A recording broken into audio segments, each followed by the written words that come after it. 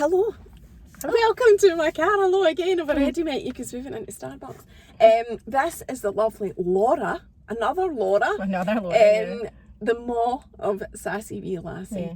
And I'm so glad that you came to chat actually. And I said this to you because I was actually connected to you and with you for a while before I said, look, do you want to do this? And it was really, I was dead aware of coming across like I was taking advantage of your situation, you know, for views or whatever, which absolutely is not the case.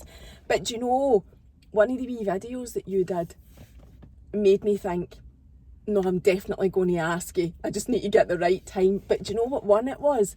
It wasn't actually one about Cara, it was one about you. All right. So you came on and talked about your mental health and your coping, and we'll talk about that, and because you're important too.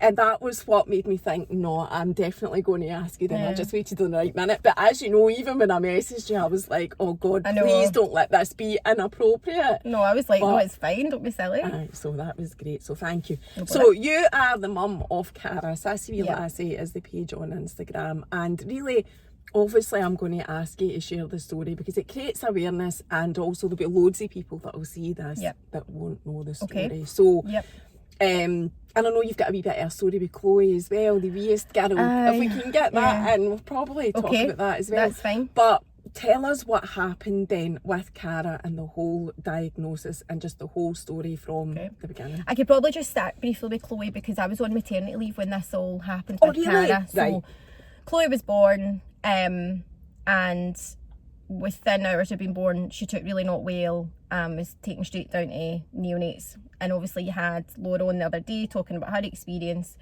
and of PPHN, and that's what Chloe had been diagnosed with. The same thing. I couldn't believe when I was listening to that.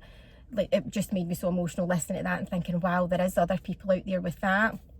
So she thankfully recovered and she has been absolutely fine since. But I was on my maternity leave and I was due to go back in the January, and in the December, Cara started having mild headaches. And that was her only symptom, a few headaches, and then one particular night she had a migraine. Now she was only 7 at that stage, and I felt a migraine's pretty extreme for a 7-year-old. I've had them, not regularly, but I knew how strong a feeling it was. I knew the way she was holding her head and shutting her eyes. I knew what it was. So we just took her into a dark room, let it settle. She slept in with me that night.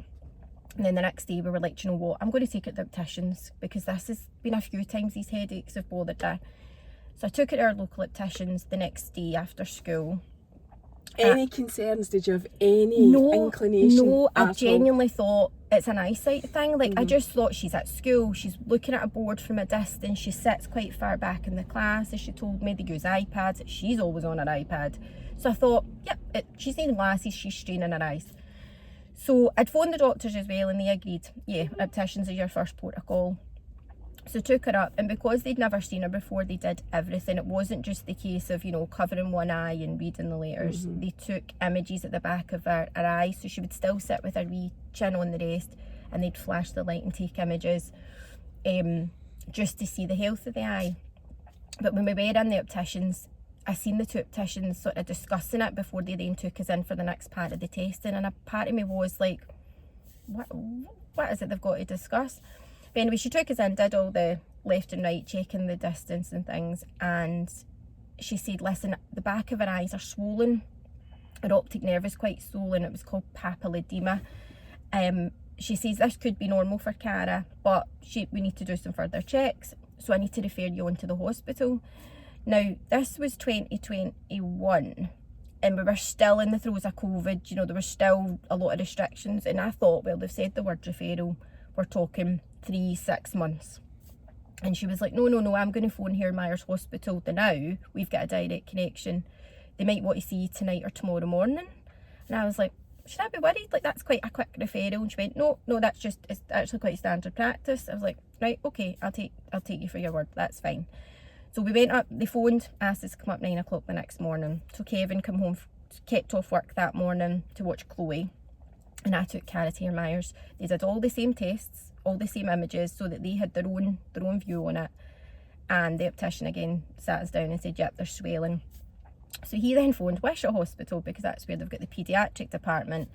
to refer her on to them. And again, the word referral, I'm still thinking there's going to be a delay. And he was like, no, it'll be today. And I'm like, why is this all happening so quickly? Was there alarm bells at that point, or were you still thinking no? Still, the word tumour, brain cancer, no. I would never have thought that in a million years. But just more like, what is it that's up with the back of your eye? Because they kept saying it's from behind her eye. It's not like really the eye itself, it's coming from behind. So you're like, well, what's behind the eye apart from our brain? But still, honestly, never even thought this would be serious. It's incredible that the technology can do that for eye tests. You're right. Somebody actually had quoted it. It was another family that we met through this journey, and it was the optician. I think it was the optician that said it to them that, like, an optician, you see your doctor, your GP. It's like you got your doctor with a problem, and you're like a house to them, and they can only see. I'm trying to word this perfectly, but if they're looking at you as they're looking at a house, they can only stand outside and they can only see the outside walls of your house. And if you open the door, they can have a wee peek inside, but that's as far as it can go. An optician can physically step in your front door and see the whole inside of your your house. And that's what it is with them and their imaging. They can see so much more. You know, it's not just about contact lenses and glasses. It's so much more they can see. So he phoned through to Wisha. Wisha said, listen, she's with you. Can you just do a CT scan to see what's behind the eye while she's with you? So they did indeed do that. She went in for a CT scan, and that was quite scary for me because I've never had Cara go through anything like. She's always been a healthy child, but to her it was a bit of an adventure. She hadn't done it before. She had, like, they gave her the wee gown thing, so it was like something different. She went in, and I wasn't allowed in with her. In paediatric hospitals, the parent can go in as long as they've got a protective vest, but this was an adult hospital that didn't deal with children, so they didn't have that for me. So I let her go in, and then we sat back down with the optician, but it took about another hour. They were, at this point, conferring with Wisha, who we didn't know, but were then conferring with the Children's Hospital in Glasgow, and they took us in, and there was like other people in the room, and they just sat me down and said, there's a mass inside your daughter's head. There's a fluid mass. And I was like, what? And I was like, are you saying it's a tumour? And he's like, look, we don't know exactly what it is. It's not our speciality, but there is something there at the back of her head. She now needs to go into the Children's Hospital. She's been admitted onto the ward. Was this the next day? No. After the optician? The optician? Yeah, it was rapid. Like, it was so fast. So Tuesday, went to the optician after school. The next day we're in the hospital and we're being told by the optician in the hospital that she's got a mass inside her head. So we're walking out, I'm phoning Kevin in tears, and I'm like, Kevin, she's got a brain tumour. There's a tumour in her head. He is just silent on the other side of the phone, like he's just in utter shock. And I was like, we need to pack a bag for Cara. I need to pack a bag for myself so I can stay with her. She's been admitted onto the ward, I don't know how long for. So in the meantime, I'm phoning the family. I'm arranging for somebody to take Chloe. My sister took her, and me and Kevin headed through. Now, Cara at this point is totally oblivious to really the extent. I was in bits, and she was like, why are you crying, Mum? And I'm like, oh, I'm just so excited, Cara, because this hospital's got a cinema and they've got nurses that play games with you. Like, it's so much fun. So she was like buzzing, and I'm just like, this is horrific. So we went through, got her booked into the ward, and I didn't really realise at this point, like, we were just waiting for a doctor, right? That's what you're always waiting for, a doctor to come speak to you. And this gentleman came in, like, kind of suited, short trousers, and was like, can I take Mum and Dad out for a chat, Cara? And Cara was quite happy playing with one of the nurses. So I don't know, I just thought doctor. And he took us into their office, which has got all their computers, and he brought the image up on the screen. And at this point, he then introduced himself as a neurosurgeon. And I was just like, oh my God, this is really serious. Like, we're talking to a surgeon now. And he showed us the images on the screen, and it was just massive. It was just this massive golf ball size thing in her head. Like, it was the ugliest thing to look at. It was just horrible. Me and Kevin were in tears. This was the first time we'd both seen the image now. And the neurosurgeon was explaining that this is what the scan had picked up. It was here at the back of her head. They wanted to do some further scans the following day, but ultimately surgery was needed to remove this. So we were just trying to get our head round the fact that we had just been told, after taking her to the opticians, expecting it to be a visual impairment, that she has a brain tumour. And you're like, but she's out there and she's fine. She's not even complained of a headache today. She's lively, she's running about. this can't be right. So the next day she went for an MRI. Cara was really good with everything. She just went along with everything. She wasn't scared by anything because the staff are so amazing in there. They made her feel so easy. She had an MRI, and then later that day, so this is now into the Thursday, the surgeon sat us down and explained he'd got the new images, got a better idea what it looked like, the shape of it, and surgery was to be the next day. That was, I know. So she went to the opticians on Tuesday, and this was now surgery on the Friday.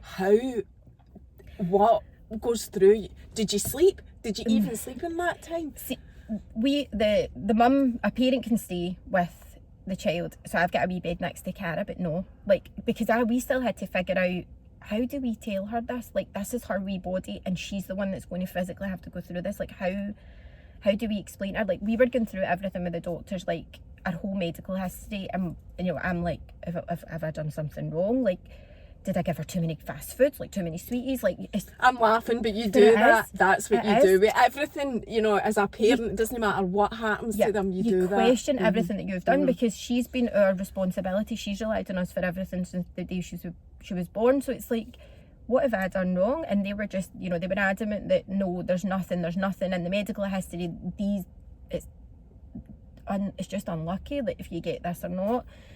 And my husband had a brain hemorrhage. That's another story, but he did a brain hemorrhage, I know, a few years ago, maybe 5 years ago now.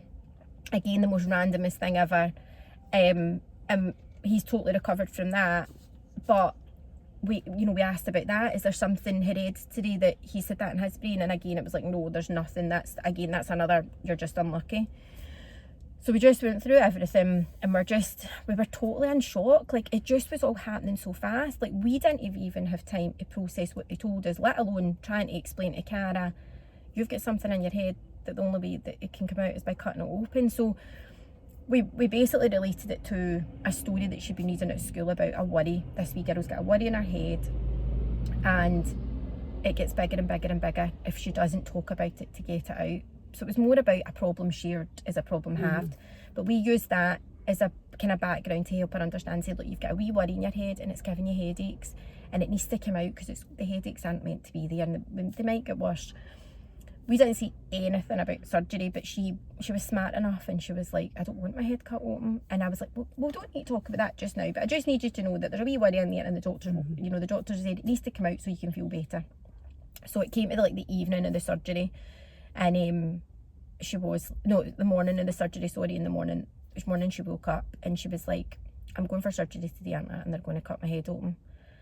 And I was like, I've kind of been putting this off by actually admitting it, but I was like, yeah, they are. And she was like, right, okay, I'll just do it, Mum. And I was like, thank goodness. Like, the last thing I wanted was her kicking and screaming, going into theatre, and it'd be a horrible experience. But she went fine down into the wee theatre room. She already had a wee cannula in her hand, and they gave her the general anaesthetic to go to sleep. And she was so great. God, that makes me so emotional. See that for us was the worst. Like, we were both allowed in to see her off to sleep. But as soon as she went to sleep, we got to kiss her goodbye on her forehead, because by this point she's got a wee mask on.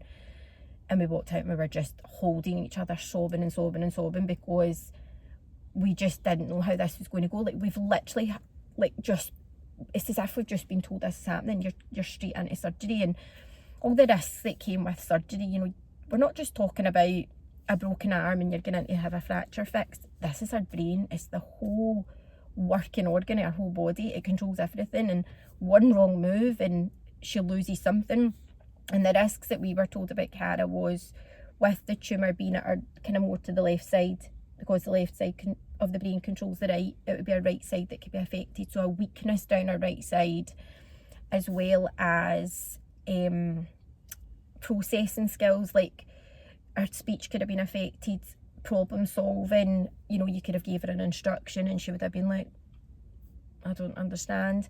So there's all these things that we had to sign the paperwork and say, yep, send her for surgery and accept the risks. And that's the hardest thing to do, is you are signing your child's life over to a stranger. We only just met this man 2 days previously, and just hoping that he's good at his job and he's going to do it. There's no room to say, I want a second opinion. Like, you could have, but yeah, we put our absolute whole faith and trust in this man, this team.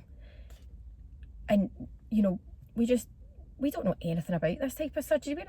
You don't have time to Google it and look up on it and see what it's all about.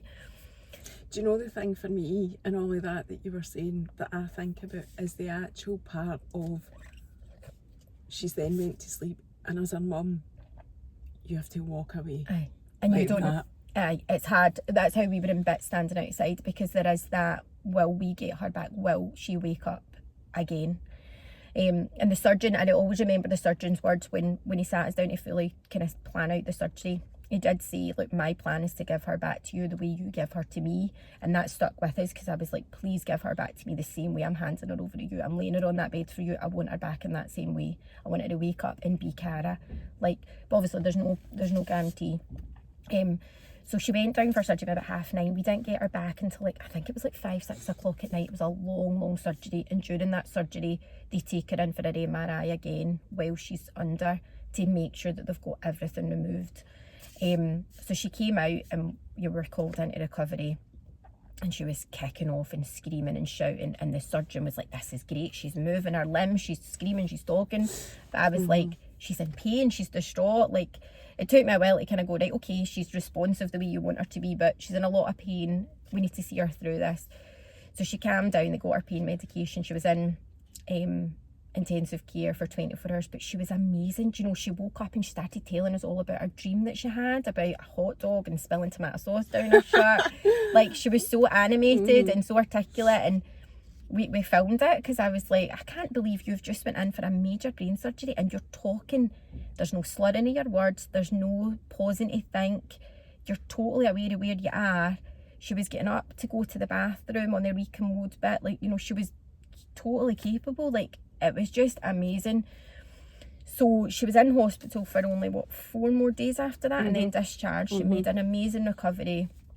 Children are so resilient, aren't they? Do you know, see, when we first get told that, you're like, no, this is, you don't come back from this. This changes everything. But she bounced back so quickly. She was just very conscious of the scar in her head and the fact they had to shave her hair to do that. And I mean, the scar goes from this ear to this ear. It's very long, it's very extensive. So she would maybe have her hood up, and then we got her hat. But once the hair started to grow back in, she was okay about that. She was like, I'm fine about this now. But we still had to wait for the pathology results to come back from that tumour that they took out. They had to test it, and it got tested in Glasgow, but it needed further testing at Great Ormond Street as well. Wow. I know. The specimen had to go down there too. What, just to clarify, this is only just over a year ago, isn't it? Yeah, December 21. You've just had the anniversary of it, so it's you know, happened so quickly and to where you are now. But anyway, I know. So the specimen down there, and then it wasn't until the January, because this was December and you had Christmas and New Year, they did say to us, listen, it might be a longer time to get the results back because of holiday cover and things. I was like, right, okay. But the surgeon, to be fair, thought it was benign. Looking at it, he thought, I think it's benign. Obviously can't guarantee, but he kind of then made us confident, oh, well, it'll be benign, it's gone, that's it. We'll figure out where it ever came from, but we can move on. But on the 10th of January, and I will never forget that day, I dropped Cara off with my sister. She was taking them to get their nails done. I had little Chloe in the back of the car. I was driving home, and the phone went, and it was her surgeon, Mr. Sangra, and he was like, are you okay to talk? And I was like, yeah, I'll just pull in. And I pulled into Strathclyde Park, where the Toby Carvery is at that side. And he was like, the results have come back, and unfortunately it's not benign, it's malignant. It's called ependymoma, the type of cancer that she's got. And I was like, no, you said it was benign. And he was like, I'm really sorry, it's not always dead, obviously, like, but looking at the makeup of it, it did look benign. He says she needs to come in for another MRI on Wednesday. So this was the Monday, the 10th of January. She had to come in for an MRI on Wednesday, which was a follow-up MRI to see how things were looking now that they knew this was cancer and it could grow back. And we had to come in on Friday to sit down formally with Mr. Sangra, the surgeon, and the oncologist who was now taking on Cara's case, Dr. Sastry. So I phoned Kevin, he came home from work, phoned my sister. She obviously was keeping Cara for a bit longer so that me and Kevin could just sit and talk about what had happened. I was put in touch with somebody that same day, because my first instinct was go on to social media, find other mums and parents that are in this situation. I don't know why, but I just found social media such a good forum for it's reaching. Well, you know that amazing for yourself. that. You reach people that you wouldn't normally have ever met before. You know, I could be walking past someone that's in the same situation as, but until they advertise it, you won't know. So I'd found other mums, and I'd been put in touch with someone who we are now really good friends with, her and her daughter's the same ages with Cara, but a year older maybe. And she had just finished all her treatment for a different type of brain cancer, but a lot of the same background, same surgeon, same oncologist, and I just connected with her right away. I was on the phone to her for like over an hour, and we were just talking about what to expect from this discussion on Friday in particular, because I was like, that last discussion we had with the surgeon was horrific. We were in bits, we were questioning, what have we done to cause this? I need to be able to cope with this heavy conversation. I need to be able to ask questions and take it all in. So she was great. So Cara went for an MRI on Wednesday, and we just explained, we just want to check how things are healing inside. We didn't let her know anything at this stage. And me and Kevin went in on the Friday. Cara was at school. We went in on Friday to meet with him. And it was a horrific conversation, because it was just, this is the type of cancer she's got. This is the treatment protocol. And it involved 7 weeks of radiation therapy. And it wasn't an option of chemo, it was a clinical trial of chemo, and 50% of kids got to do it. And we had to kind of seriously consider if we wanted to sign her up for the chemo side of things. But in the meantime, radiotherapy was the first option, and that was the kind of standard treatment for this type. So we were to come back in the following week to speak to someone from the Beatson about the radiotherapy. So again, Cara was at school, me and Kevin went in, and he sat us down, and the conversation again was horrific, because it was all the side effects. It was everything about hair loss at the localised area where they would be targeting. It was then she'd be tired, she'd be nauseous, she would be at risk of secondary cancers because it's radiation exposure, stroke. Again, it's affecting the brain, and it's damaging brain cells that haven't developed, because she's got an immature brain, whereas we've got mature brains. So areas of her brain that are still to develop might not develop, so it might hold her back, which we still don't know to this day what that would really mean. She'll be reviewed her whole life really. So it was just a lot to take in, and a lot for us to again sign this dotted line. But they told us they were going to put us forward for proton beam therapy, which is a form of radiation therapy, except it's a lot more targeted and less invasive on the brain round about the area. But the only problem was that could either be Manchester or Germany. There was nothing in Scotland. Jeez.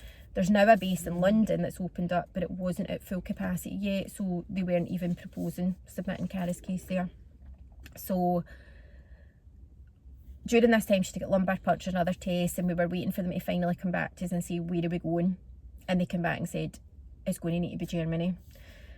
Cara, in order to do the treatment, Cara needs to put under general anaesthetic, because she couldn't tolerate this mask that you get on when you're doing radiation. It's a very tight, restrictive mask. It reminded me of, do you remember that film Man in the Iron Mask from years ago with Leonardo DiCaprio? All he's got is a slit for his mouth. That's what she had. There was no eye holes. She would like, and the thing pinned, so that the mask would pin to the back of the bed. She couldn't lift her head. Now some kids can do this awake, and it's amazing that they can do this and lie so still for like 20 minutes with this tight thing on, but Cara couldn't. She just couldn't. We'd done practices and she couldn't handle it. So she needed a general anaesthetic, and Manchester couldn't fit her in because they needed extra team and extra anaesthesiast there, if that's the right term, anaesthetist, sorry.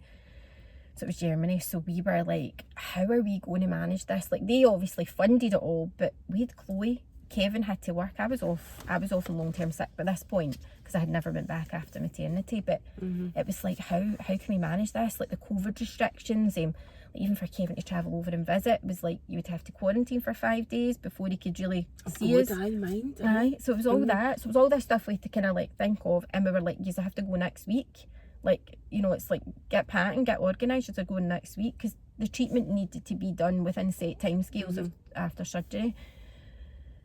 So we were thinking about this, and then the very next day, Cara was due in for a lumbar puncture, and they phoned us and said, listen, there's been a cancellation at Manchester. It's the week after next. We're okay about that time scale being pushed back. Are you okay to do that too? I was like, aye. I was like, Manchester is a doddle. It's like a couple hours in the car. We're not talking plane trips to Germany. Yes, we'll take that. But even at that, it was still a big... Aye, still heavy going. Every, like, we went down and it was like Monday to Friday was our treatment. Monday morning, so every morning she would go in, get her treatment because she had to fast as part of her general anaesthetic. And she was maybe like, we were maybe in the clinic for a couple of hours by the time she woke up, and then she bounced back really quickly. Like, she was really good. There was actually no issues with her. We could go out and enjoy the rest of the day. The only thing is it was just me and her in Manchester. Kevin would travel down on the Friday after work with Chloe and have to go back home the Sunday. And every Sunday was me and Cara were so upset because Dad and Chloe were leaving, and especially Chloe, I just missed her so much because she was like a baby. She was only 9 months, 10 months. Well, by that point she was coming up a year, and she thankfully didn't understand what was happening. But I was just distraught at having both my kids separated. Like, I wanted both my kids with me, but I couldn't take Chloe down there. The clinic wouldn't allow any other kids in, so she had to be at home with Dad and at nursery and kept to her routine. But it was horrible. But Cara did so well with that. By this point we'd got her own phone, so she was able to contact her friends at home, even through their mum's phones if they didn't have a phone. My sister came down with her daughter and my niece. My dad came down to visit. My friends come up from London to visit. Like, people would come and break it up for us. How long was it? 7 weeks we were down there. Like, I know. Without your baby as well. I know. And just Kevin was obviously at home completely with Chloe, so he was like single parenting Chloe and I'm single parenting Cara, and it was just really hard. It was just, it's hard being a single parent. And that's what I had that's what it felt like for me when I was down there, and the same for Kevin up there, and we couldn't help each other, we couldn't split the load. And and I then had the medical side with Cara to deal with every day with the clinic. But she got through it all. I wouldn't say it went without any hitches. She ended up in hospital a few times, just with temperatures, and because she's an oncology patient, because she's got cancer, as soon as she had a temperature she needed to be admitted for 40 hours for tests. But every time it came back she was fine, there was nothing wrong, just her body had just spiked a temperature, but her immune system wasn't quite able to cope. And she got to the end of her treatment and she got to ring the kind of iconic bell, and that was the most emotional thing for us. Like, even their family back home, like, we're all crying and stuff watching the video, and it was like a closure on that part, like, and an achievement for her that she had went through all of this and could still come out the other end happy and proud of herself for doing it. And like, we were so proud of her, like, that she's still 7 at this point. She's had to get her head around this diagnosis of a brain tumour, something in her head. To them, we told her she had cancer, but her understanding of cancer was when your hair falls out. So that was all she associated it with. But at that point her hair wasn't really falling out, just a localised area. And then we came back home for about 4 weeks, and then Cara was selected for chemo, so she was one of the 50% that got picked for chemotherapy. How does that work? So because it's a clinical trial, they want to measure if giving chemo to like 50% of the kids is going to help the prognosis. So it was done in America. This trial came from America, and with the surgery and the radiotherapy, or Proton in Cara's case alone, it gave her like a 60% chance of 5-year survival. Now that doesn't mean that after 5 years she's not going to survive, but that's where they measured it to. After that they don't keep measuring it. So she had a 60% chance. With chemo, the American study had found it jumped up to 84% chance. So me and Kev, or 82 maybe, so me and Kevin, we were in a bit of a split decision. Like, chemo's a big thing, it's a horrific, horrible thing to go through. The treatment's horrendous, like, it's vile, and it makes you so sick, and it's just so toxic. But I was very much like, I want to give her every chance of surviving this. Like, I want her to have everything, and the NHS are giving her it, we have to take it. Whereas Kevin was a bit more reserved. But I think as it got closer to the deadline, he was like, do you know what, yeah, let's give her every chance. So she was signed up for that, and it was basically like, computer says yes or no, and she was picked for it. So that started. So we came home from Manchester in April, and she started the chemo at the start of May. And she took the first treatment well. She was very sick, but as they went on, she just lost so much weight. Her hair all fell out. She was sick all the time. She was then needing an NG tube, a nasogastric tube, which went down her nose and down into her stomach. And that was twofold. That was to feed her, because her appetite was gone by this point, and we had to give her artificial feeds, and it was like a protein shake sort of thing. And also she had built up such an intolerance and phobia of all the medicines that they gave her, so she would be on like oral doses of things along with intravenous chemo, and she just couldn't do it anymore. Every time she took it, she'd be sick. Even looking at it would make her sweat.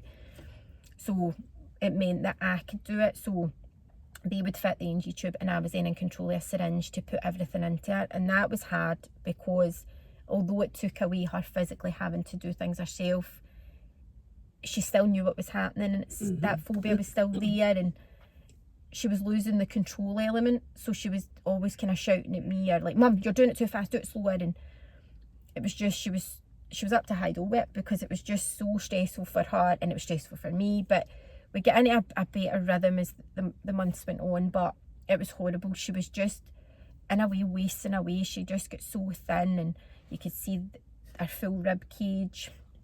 She had nothing to her. During it, because her immune system, the chemo takes away your immune system completely, and you actually don't realise how much your immune system does for you. Like, she caught the common cold, but it floored her, and she was never like that. Chloe was at nursery during all this, because we needed childcare for her. She would come back with snotty noses and everything, and Cara would get it, but Cara would be hospitalised, and she needed hospitalised because it had put on like drips. Cara ended up with shingles at one point, because she'd already had chickenpox as a baby, but the virus, once it's through your system, it remains dormant in your system, so it reactivated, and she had shingles, and it was right at the base of her spine, so it was in such an awkward position that she couldn't really lie down, so she'd always lie on her side, and the blisters were horrific. So she was hospitalised for 10 days with that, because they had to put her on like a special antiviral medication plus something to try and boost her immune system back up, because the chemo had taken it all away. She got through all her chemo, she only, I think we were delayed a few days sometimes because our bloods hadn't picked back up enough, but she finished all her chemo at the end of August, and they didn't do the ringing of the bell. They just, for them, it's like, we really wait until they're all clear.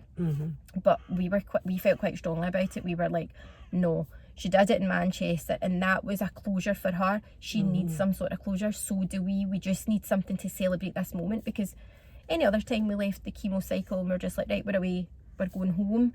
I was like, I didn't want it being like that for her. I wanted her to be able to walk out those doors and just feel relief and feel proud of herself, and just to celebrate everything that she's just went through, because it was her that had went through it, no the nurses, no the doctors, her. So we had bought our own bell. We had got all our family to meet us outside the hospital grounds. So there was Kevin's family, my family, and they all surprised us outside. So Cara cried when she finished chemo. As soon as that last drip was finished, she burst out crying. She was just so emotional with it all. So were we. So over it. Aye, she was just like done with it. She was just couldn't wait to get the hell out of there. And we went down the stairs, took her out in her wheelchair because she was really weak, and we walked out the grounds, and the family was standing with the big bell that we'd bought, and they were ringing it, and she just was so emotional. She just burst out crying. She had her hands in her face, and it was just so beautiful to see, like, and family were crying. And to be fair, that was the first time a lot of them had seen her in that way, like, because her immune system being so low, we had to kind of isolate her. She was still going to school because the nurses and the doctors encouraged her to go, but the family were always quite, we don't really want to come over. Like, they had kids of their own who maybe had a wee sniffly nose, and like, we're not bringing her. And I was like, that's fine, I'm agreeing with that. And COVID was still going about, so some of them ended up with COVID. So it was good for the family too, that had supported us by helping us with Chloe, for just being there if we needed anything, to actually be a part of that big celebration. Cara ended up really not well after it though. She ended up back in hospital for 3 weeks with a bacterial infection. There was like fungus in her lungs, so she went through even more after it. But once that was done, we had a big family gathering at the house. We had a wee party out the back, and the weather was amazing, like so beautiful like today, to really celebrate this is it done. So Cara had her end of treatment scan in October. So Cara finished all her treatment August. 6 weeks later, she had her end of treatment scan. So this is just October there? Just there, yes. Yeah, so you were like 6 months ago? Less than no, that, it's not even that. No, October, but 5. So she had her final end of treatment scan to see how things were looking. Now, Cara had been having scans throughout all this treatment and they were all clear. They kept remaining clear. So we were like, this is great, it's working, we're doing, you know, we've done the right thing, we've made the right decision. So we got to October, she went for her scan. And they review the scans usually on a Monday, so you can either expect a phone call the Monday or the Tuesday. And the Monday came and it was getting like closer and closer to 5 o'clock, and I'm like, they're not going to phone the date, and my anxiety was horrendous. Like, by this point I was already on medication to help with that. And I was like, oh no. And you're going back and forth and you're like, is it because they've reviewed it and it's really bad and they still need to sit down together? Or is it just like, oh, it's fine, we'll just phone the mum tomorrow, there's no rush because it's fine. Just everything's going through your head. Cara was recovering amazingly from chemo, like, you know, back, you know, her eyebrows, her eyelashes and that were starting to come back through. She was doing amazingly. So you're kind of like, everything must be fine, everything must be okay now. And then got the call the next day, and I'd taken the girls out, because I think it was October school week, and I'd taken the girls out to Amazonia down at Strathy Park, and we just walked in the door and I was just kind of handing the woman over my ticket confirmation. And the nurse, one of the nurses that we deal with, had phoned to say, listen, the scan's been reviewed, there's an area of concern. And I was like, what does that mean, Angela? That was the name of the nurse. I was like, what does that mean? And she's like, there's an area that looks as if it's came back, it's grown back. And I just felt like the floor was coming up to meet me, because I'm like, no, like, I couldn't breathe, I was just hysterical. I've got Cara and Chloe and I'm like, you girls go in, I'm just on the phone. She's like, you need to come up tomorrow, can you come up tomorrow for a meeting? So I got somebody to watch Cara and Chloe, I can't remember now, and me and Kevin went up and they showed us the scan, and it was just, there was a nodule, like how growth had grown back in the same area removed, but there was more around the edges. So basically when the tumour had been removed, there's a cavity which will always be there. Like our brain had kind of moved out the way to fit the tumour, and it's sort of moved back, but there's always this space which doesn't do it any harm. But you could see the nodule, you could see the area, and you're like, how is this happening? She just finished treatment, like, and it's all come back within the space of 6 weeks. So the plan again was surgery. She needs to go back into surgery, because that is just the quickest, most effective way to remove it. And I was like, does she go back on any more treatment? And they're like, no, we'll do surgery first, remove it. And I think what we'll do is we'll wait and see, because she's still healing from the radiotherapy, the chemo. Let's just do surgery and stop there. And I was like, right, okay. So again, we had to go home, but we sat in it for the 4 weeks waiting for the surgical date. We didn't want to tell Cara, like, it was October, so Halloween was coming up. She had some friends' birthday parties, there was bonfire night. We just didn't want to have her thinking, because by this point she'd been through so much. She'd now turned 8. She understood everything about what she'd been through. So the reality of it would, I feel like it would terrify her, you know, it was terrifying us, but it wasn't a case of just sugarcoating it anymore. Like, she now knew what cancer was and what the treatment was like. So we couldn't really get away with, you've got a wee worry in your head again. So we waited until the night before, and it seems cowardly, but her oncologist also said, look, wait till the night before and tell her. It's like, okay. And we did, and we sat her down, and she actually took it so well. She got a bit teary. In fact, it wasn't the night before, it was the morning before. She took it quite well, but she was quite teary. But her experience of the surgery wasn't quite bad, and because it had been like 9 months previously, 10 months, she kind of forgotten about it a wee bit. So she took it really well. She had all her friends over that day. We'd organised a play date, and she was telling them all, she's like, I'm going for surgery tomorrow. And she's quite bubbly about it, and we were just like, oh my god, she's just amazing how she's taking this. So next day, went into hospital for her admission. She had her surgery.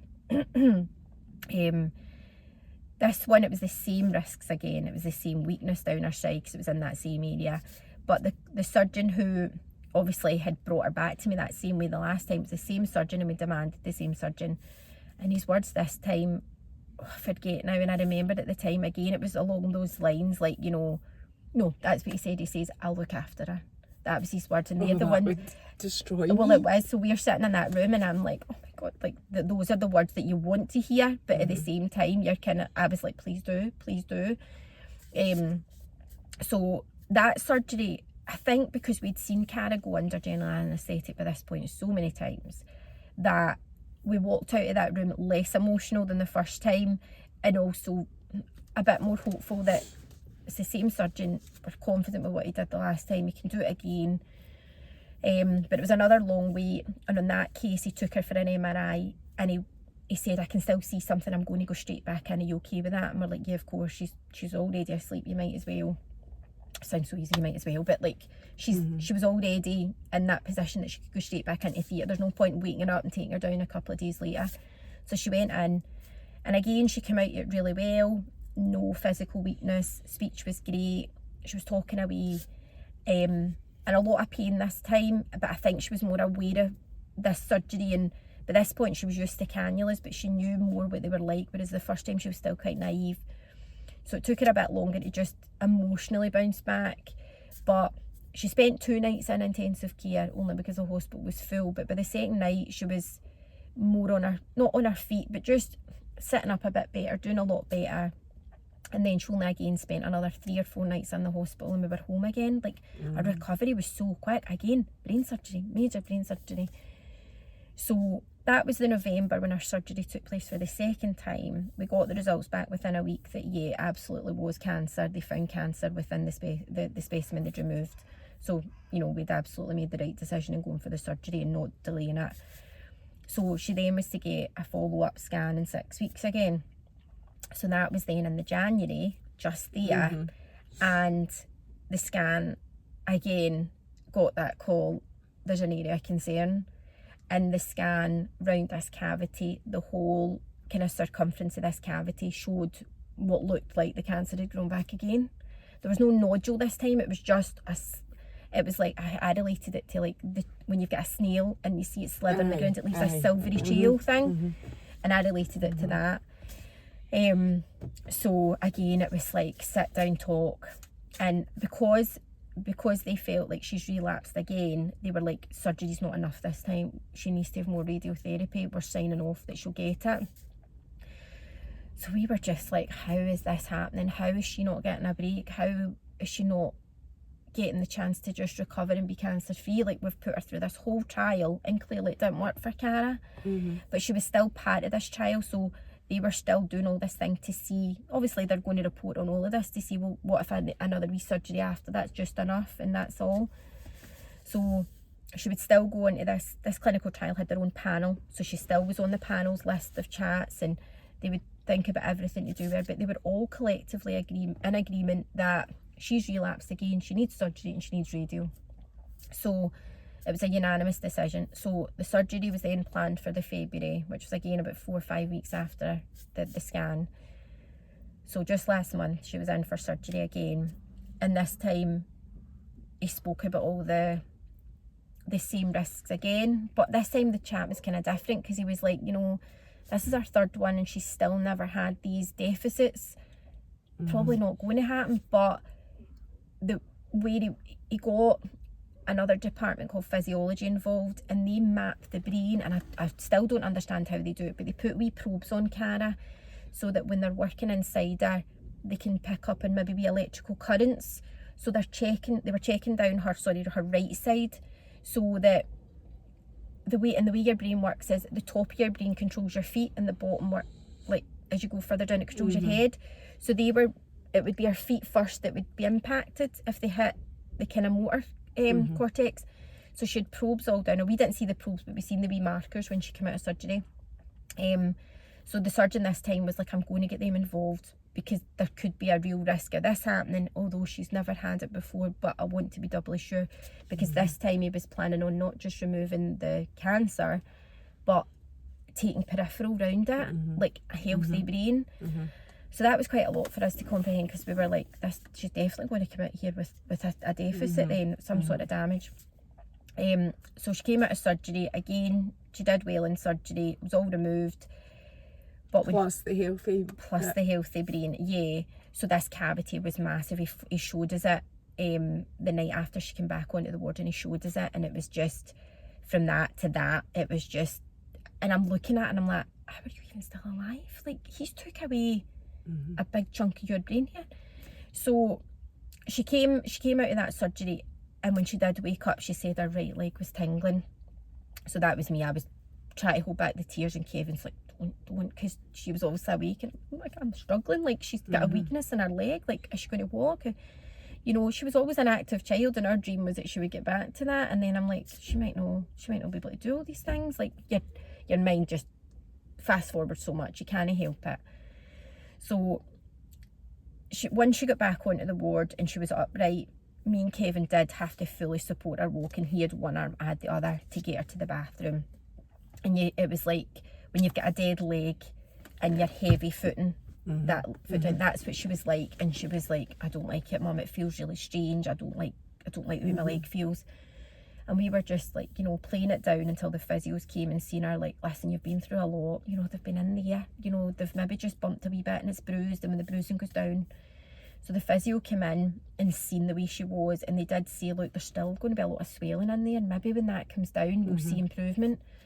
So we were just like, please, please, please. So they came in the next day, and Cara was getting up out of the bed herself. She wasn't holding on to us. She was walking great. There was a wee bit of her stepping that you could notice, but the physio was like, oh my goodness, this is like an overnight miracle. So we were like hopeful. So they took her down for proper physio, climbing stairs, getting her to climb off things, climb on things, getting her to use this leg first, and then this one, getting her to kind of think about it. And she did amazing. Like, I took a wee video, put it on her page, and she was just doing it all. And they were like, we can sign her off, she's okay, like this should all come back over time.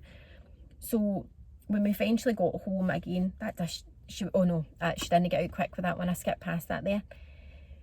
She was doing well to that point, and then she started getting, her head was really swelling at the back, like it was so elongated. But they monitored that and they said that was normal, and she did have a bit of swelling on her second surgery. But she woke up one morning and the pillow was coated in brain fluid. Her CSF fluid had leaked out the wound, and it was all over her pillow. Now, Cara wasn't in any pain, any discomfort, none the wiser until I looked at the pillow, and I'm like, so I pressed the buzzer. I was like, you need to get the surgeon, you need to get the doctor. And he came in within maybe half an hour, and he was like, yep. He's like, is she dent and teat yet? And I'm like, no. And this was Sunday. She's like, is it dent and teat yet? No. I need to take her in for emergency surgery today. So this is our fourth time? This is our fourth time getting in. And I was like, what do you mean? And he's like, because he parted the area that he took away in her brain, he took away part of the lining that covers your brain, and he hadn't replaced that with anything.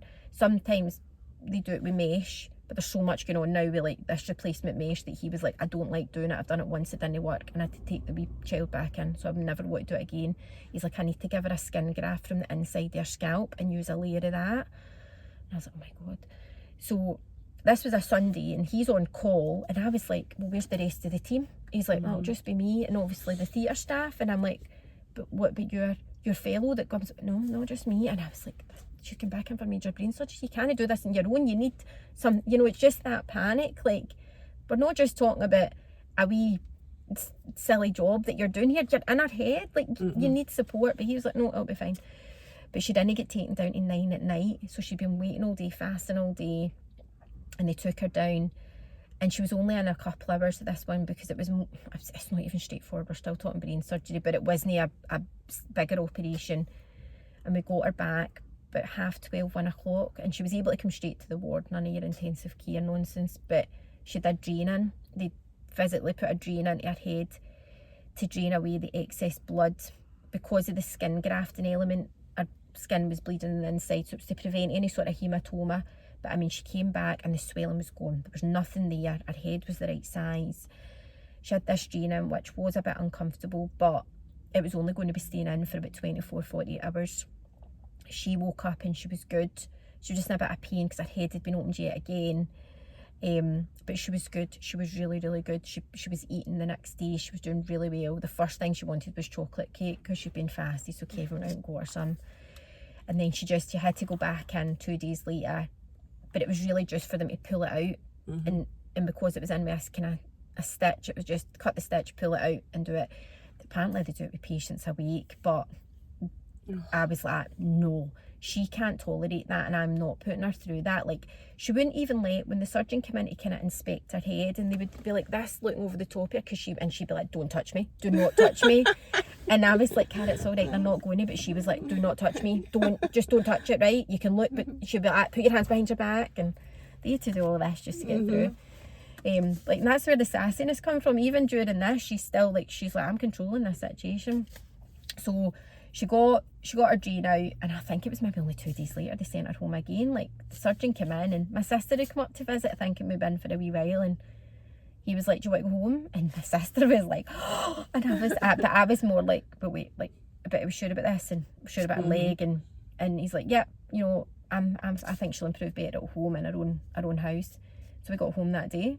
I think Cara was a bit more reserved though. I think she was just a bit more like getting her head around it, because there's been times we've left the hospital and she's been a bit anxious because you're away from the safety net and the doctors and nurses. But once we got home, she was good, and she was so looking forward to seeing her sister, because we couldn't bring Chloe up as much because Cara was really tender, and the first thing Chloe would want to do is climb onto the bed and cuddle her and run about the room, and Cara just wasn't strong enough yet to do that. So she was looking forward to seeing Chloe. So that was, we got home like mid-February for that. But during this time we'd been told that the pathology results had come back, and they were still doing tests, but the initial tests were saying there was no cancer in the specimen.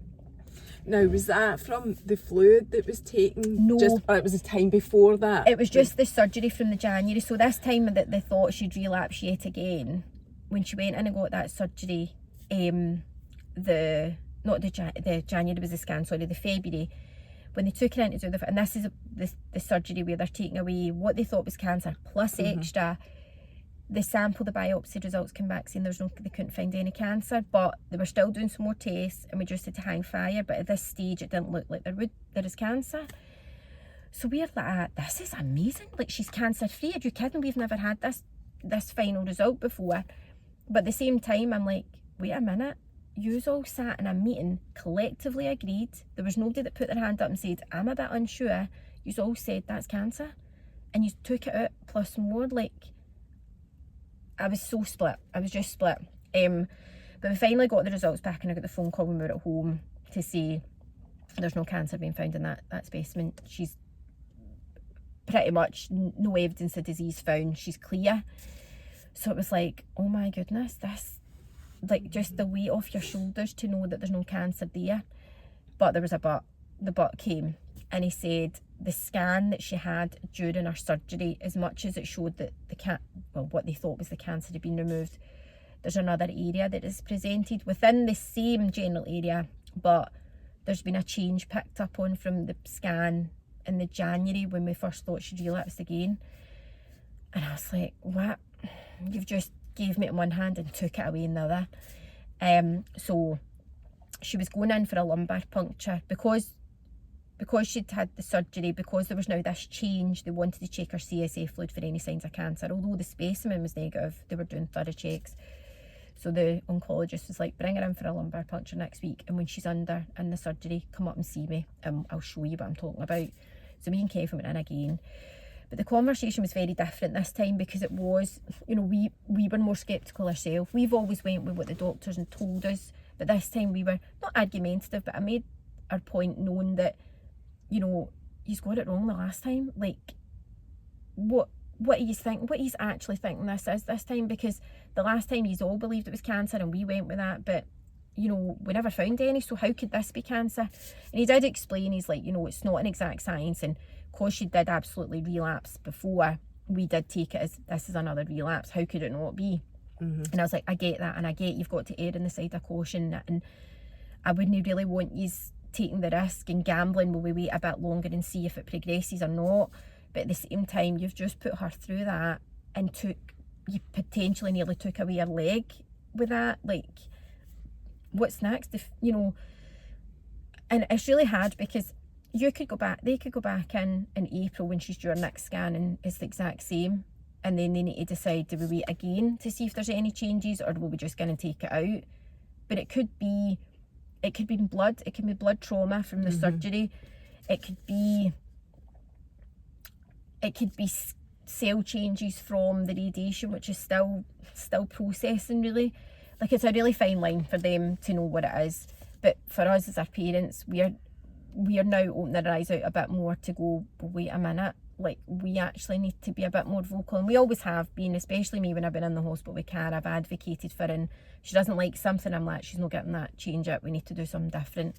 No, we're not doing it that way. And then other times I'm like, Cara, there is no other way, we have to do it, and I have to be part of the bad one and hold her a wee, like kind of hold her down a bit. But with this, it was like that, she went through a lot in that one surgery, you know, she's went back in, like say, the 4th time to have this area repaired because it was leaking, and then she's had to go back into her drain removed. Like that was a much more traumatic surgery than all the other ones, that I feel like we can't just be jumping like head first into the next decision. We really need, me and Kevin need to be a part of this consultation and look at second opinions and not just go with this panel, because as much as, don't get me wrong, I love the NHS, what they've done for Chloe, what they did for Kevin, and what they've now done for Cara. Like, I've got, you know, I don't have anything bad to say, but it's more about, you need to take this away and learn from what that, not a mistake, but learn from that decision, because it wasn't the right decision. So you can't just be like just diving straight in. So, and that's where you're up to. That's where we're right up to. now. We're now just, Cara's in recovery from that surgery, and round about the start of April we're expecting an appointment to come in for her to go for our next MRI, which is 8 weeks post-op, to allow for any swelling to come down, for any of these changes to show a change again, and we'll have a better idea where we're at. So we're still in a bit of limbo, like, although like I said, the biopsy came back negative, we've still got this area of concern that's still lingering. But Cara's recovering amazingly now.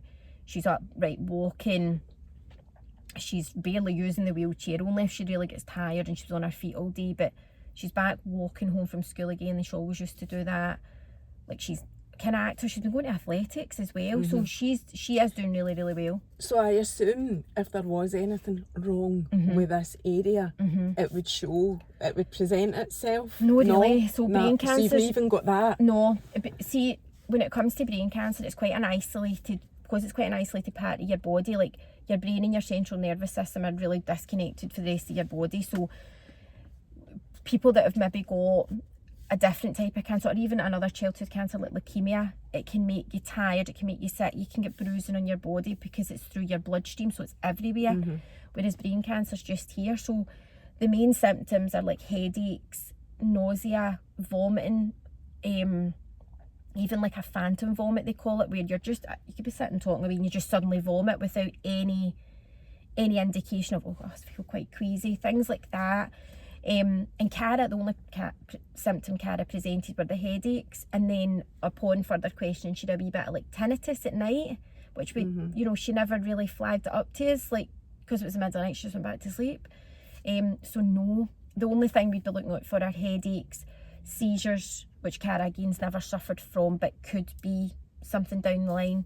But no, that's the kind of scary thing about it. Like, you can be walking about it and you don't know, and that's how, when I took it to the opticians, the last thing I was thinking of was she's got a brain tumour, because she wasn't really presenting any symptoms, let alone like serious ones. It was just mild headaches. So no, we've got no way of knowing until we do a scan. And do they, like, even if there was something there, is it constantly just they would remove it and keep going to give her the best outlook and prognosis? Have you been given a prognosis? No, really, because at the beginning it was this kind of 60-40, and then the trial was like 80 odd to like whatever it was, 19, 18, something like that on the other side. Now that she's relapsed, all those sort of figures go out the window. And to be fair, we try not to kind of think of that, like, because what does it really mean? What does 60% mean?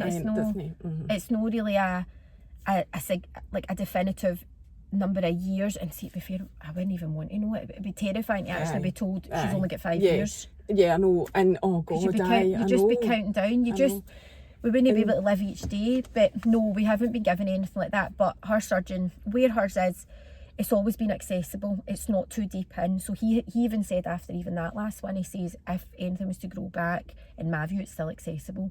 So their sort of moral compass is set on about, you know, quality of life. As long as they can still go in there and give that child a decent quality of life, they'll continue to do surgeries. It's only until it got to the stage where they would be completely paralysing a child perhaps, or leaving them in a vegetative state, they'd be like, no. Like, and they would say no to that. I mean, I would as well, I think. I don't know how they No, I sit know. with that. I mean, how do you make a decision about things like that? Even being It's told horrific. about these things that she could have had was hard enough, and having to get her head round thinking how life would be with my child now having a disability. Like, it's very hard when you've went from having a 100% healthy child to suddenly they've got life-changing like limitations. But yeah, they will continue to do everything they can until it gets to the stage where she'll have no quality of life.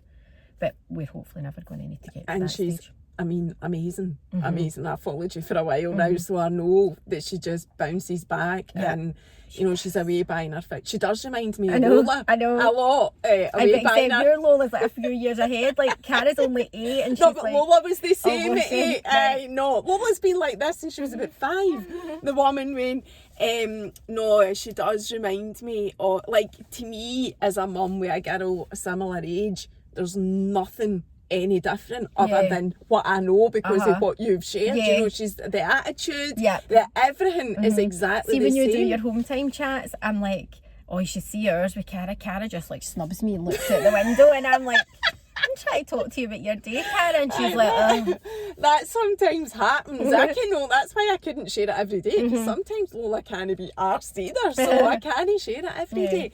But do you know, we're over an hour, but I just want to ask you about you, because I said that to you at the start, and I think as a mum, that's what you do. You don't really talk about you just want to make sure if your child's unwell that and that's just a child being unwell. I haven't experienced what you've experienced, but that day that you shared like your own mental health and what you've had to do, I was actually like, oh my God, you although you sympathise and you think, oh, that's horrific, you know, imagine if that was you, and you do, I do try to imagine it, I always do that with people that are in, you know, difficult, horrendous situations, but when you actually went into the detail of it, I was like, oh my God, that's how bad it is. And I think there'd be so many people that probably could relate to that, though, more people than you actually think. Like, I mean, I must admit, when Chloe was born and everything that happened to her, it wasn't till later on I had a wee bit of postnatal, but I picked up on it right away, and I was like, I'm not going to let this affect me. I'm going to get something from the doctor to help me through,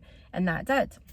So were you on medication for postnatal depression anyway? I wouldn't probably go as far as saying that's what it absolutely was. Like, it was just, I recognised I had this anxiety that was coming out of nowhere. You know, just suddenly you would just get that, your stomach would go and you'd just be sweating and you'd be like just worrying about the end of the world when nothing was even wrong. So I started on propranolol and I just took that every day, and that helped me. But I'd kind of eased off it before everything happened with Cara, but then when everything started with Cara, I went straight back to the doctors, we put me straight back on it. Did you go straight away as soon as Cara? I think it was when we got the cancer diagnosis and we knew that Manchester was coming up, so that for me was like, I'm going to have to move away from everybody and look after Cara down there. That's when I needed it, because I was phoning the doctor from down there to get repeat, and Kevin would bring it down for me. But it wasn't until she relapsed and we got the phone call in the kind of October, November, and I was hysterical, and I was on the phone to the receptionist hysterical, and I says, I need something stronger, it's not working, like I can't function anymore. And they put me on citalopram, which is more an antidepressant, but it was for the anxiety. I mean, I'm not depressed, but it was the anxiety, because at that point you've just been told your daughter's got cancer again, and the statistics say when you get it again, your chances of survival are like lower and lower. So I was on that, and then they gave me like diazepam for when it was really heightened, and then a sleeping tablet, Zolpidem, I think. I remember you doing a wee video. I'm laughing now because you did a video and you went, went, and here it is here. No, but you said them a wee bit high. I know, I was because I'd had them, and I just felt so kind of. It worked. Well, it did. But it made me a bit too relaxed, and I've.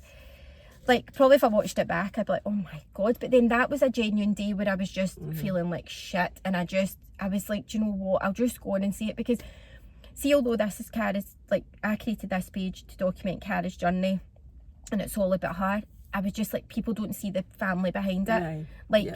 You know, Kevin's got his own ways of coping. He would play football, and that was his release, and he still has work every day, so that was his focus, and it's his own business, so he had to keep going with that. Chloe's fine, she's young enough, she doesn't understand. Everything went into Cara with like play dates and days out and still going to school and maintaining as much normality as possible. For me, it's like, I'm not working, I've gave up my job, I don't see my friends, I've got my sister and my family who I see a lot, but I don't have a routine. Everything I think about is like, right, Cara and Chloe, and it's all on them.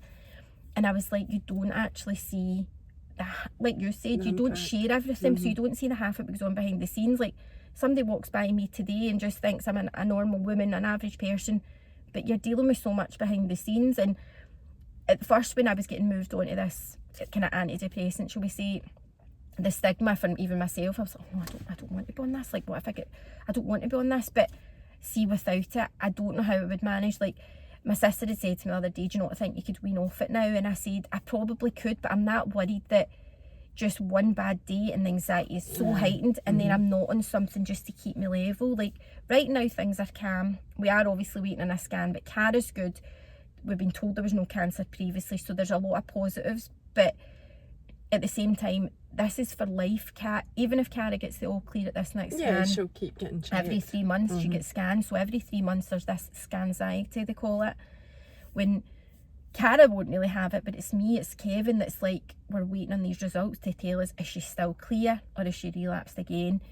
So it's always going to be there. So like, I try, like, going out these walks, I'm doing all these walks this month to raise money for charity. So see, just the lovely day, like, see, get out and clearing your head, like, and see, listening to sometimes when you're just rambling on about Tesco and the club card stuff, like, it's actually like good therapy, because you just think there's somebody else like moaning about something about just pure crap, but you're like, do you know what, I can relate to that. And it just takes you out your wee bubble. And even like knowing people that are going through other things, like, you can then put your focus onto them to bring you out to where you are. Like, and it does, regardless of what it is. I think sharing whatever your life challenges are, it just does make you feel that teeny wee bit better, because you're no alone. No, you know, it might not be the same thing, but it's essentially this, maybe the same worry or the same upset or anxiety or depression or whatever it is. Things that people are too afraid to be open about. And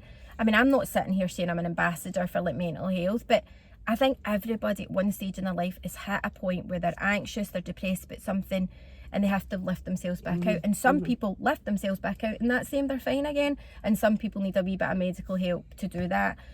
Like, but regardless of what it is, most of us need help at some point. We need help. And I don't think there's anything wrong with saying that. And I think for me, listening to your story as a mum, you need to be strong for that way. I know. That's it. I know. She's relying on you. Yeah, I know. So, like, I can't quiver. I can't just fall flat on my face and be like, I'm having a duvet day. Like, she needs me to get up and take her to appointments and advocate for her.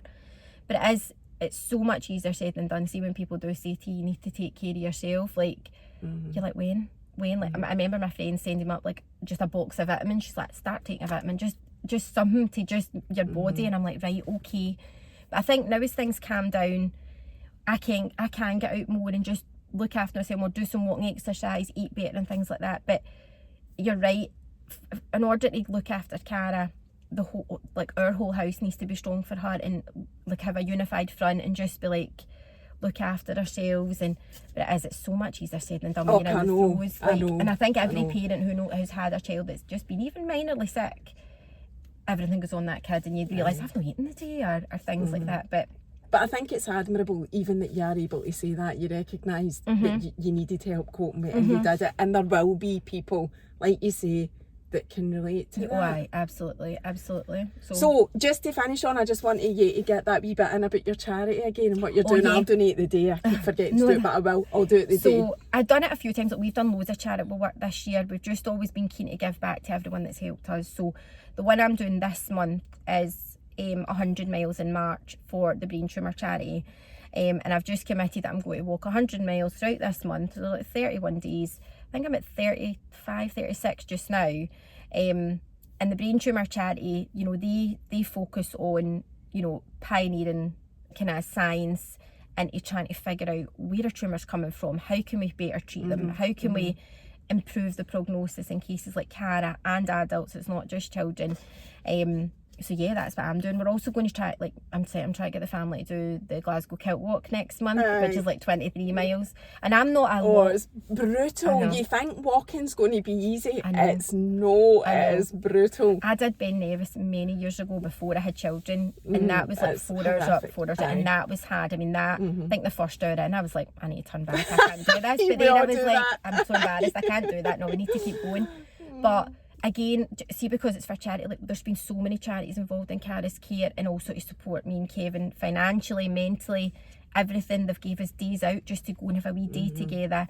Like, we just were like, we would like to give something back, and if we've got the ways and means of doing that, then we'll do it. And that's why. And is the link for that charity in the bio? Yes, it's in the bio on Sassy's page, and I'll share it again today on the stories. I kind of share it every so often as I'm doing my walk, just as a reminder, like, you know, we fiver, please, like, if you can, obviously. No, I'll do it today, and if anybody can, please do it, because it's the least we can do for sharing your story. Thank you. Thank you so much. No worries. Thank you very much for inviting me on. You're welcome. See you later. Bye. Bye.